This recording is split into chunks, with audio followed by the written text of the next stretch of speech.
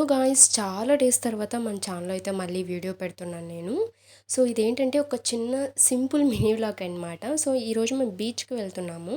ఈ మంత్ అంతా మనకు వినాయక చవితి ఫెస్టివల్ జరుగుతూనే ఉంటుంది. సో, వాళ్ళ ఏరియాస్‌లో వాళ్ళు చాలా డేస్ పెట్టుకొని చేసుకుంటుంటారు కదా!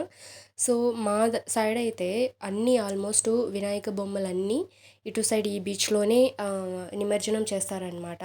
సో, మేము అలా సరదాగా టైమ్ స్పెండ్ చేద్దామని మా అన్నయ్యతో పాటు మా వదిన అండ్ మా సిస్టర్స్ ఇద్దరం కలిసి ఒకే బైక్‌లో వెళ్ళిపోయామన్నమాట.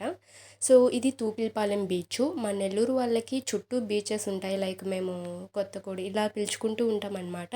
సో, తూపిలపాలెం బీచ్ అనేది మాకు చాలా దగ్గరుంటుంది. సో, సండే అట్లా వెళ్తూ ఉంటారనమాట చాలామంది. బట్ ఇక్కడ ఏంటి అంటే ఎంత ప్రశాంతంగా ఉంటుందో, ఎంత పీస్‌ఫుల్‌గా ఉంటుందో అలానే ఇక్కడ ఎవ్రీ ఇయరు ఎప్పుడు వినాయక చవితి జరిగినా కానీ ఇక్కడ అట్లీస్ట్ ఒక 2, 3 మెంబర్స్ అయినా చనిపోవాల్సిందే అనమాట. అంటే వినాయక చవితి అనే కాదు, న్యూ ఇయర్‌కి సెలబ్రేట్ చేసుకునే దానికొచ్చినప్పుడు ఇలా డ్రింక్ చేసి చాలామంది ఇలా సముద్రంలో వాటర్‌లో మునగాలని చెప్పి దిగేస్తారు. సో, అలా వాళ్ళకి చనిపోవడాలు ఇలా జరుగుతుంటాయి. ఇవి కూడా మాకు దగ్గర కాబట్టి మాకేం జరిగినా అప్డేట్ అనేది వచ్చేస్తుంటుంది. సో, అందుకే ఇక్కడ ఎప్పుడూ పోలీసులనేది ఉంటున్నారనమాట. ఇప్పుడైతే ఇంతకుముందయితే అసలు ఎవరు పట్టించుకునేది లేదు. బట్ ఇప్పుడైతే గవర్నమెంట్ కొంచెం మంచిగానే పట్టించుకుంటుంది. ఎంతమంది పోలీసులు ఉన్నా కానీ జరగాల్సినటివైతే జరుగుతాయి. సో, అవి ఎవరు ఆపలేరు కాబట్టి.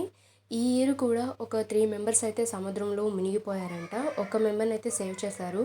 ఇంకా ఇద్దరినైతే సేవ్ చేయలేకపోయారంట. సో, మేమొచ్చేసిన తర్వాత అయితే ఈ ఇన్సిడెంట్ జరిగిందంట. మా అన్నయ్య వాళ్ళు చెప్పారు. సో, మనం ఇంకేం చెయ్యలేము.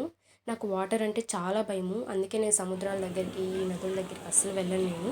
చాలా దూరంగా ఉంటాను వాటికి. సో, మా అన్నయ్య వాళ్ళందరూ మునుగుతుంటే నేనొక్కటే వీడియోస్ తీసుకుంటూ బయట చూసుకుంటూ ఉన్నాననమాట. సో, ఇంతే ఈ సింపుల్ వ్లాగు. నచ్చితే లైక్ చేయండి.